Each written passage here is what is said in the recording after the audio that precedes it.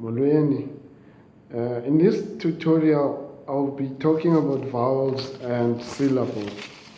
Now, the main reason I did not edit this video is because we are under lockdown and I normally use the library laptops, computers, and now I can't really edit on my phone because the screen is too small for me to scroll on the timeline when I'm editing the video.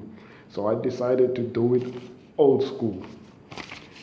The vowels, there are 5 vowels in Xhosa: A, E, I, O, U. And A is pronounced as the A in alpha, E is pronounced like the E in elephant, I is pronounced like the I in India, O is pronounced like the O in Oscar, and U is pronounced like the double O in Luke or the OU in soup. Now those are the 5 vowels. The syllables always come after a vowel in isiXhosa. Like for example here, ukutya, ukutya.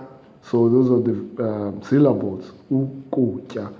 The next syllable is ekuseni, ekuseni.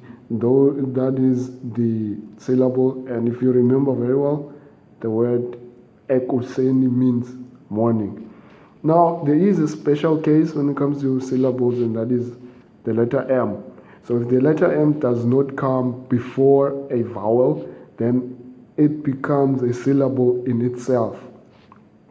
U, m, ndu. U, m, ndu. U, m, ndu. So this means a human or a person.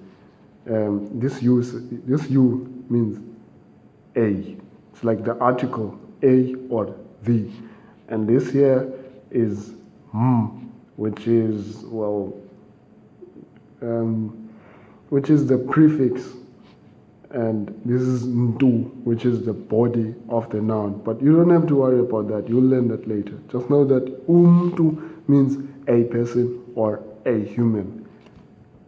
Salani kakuhle.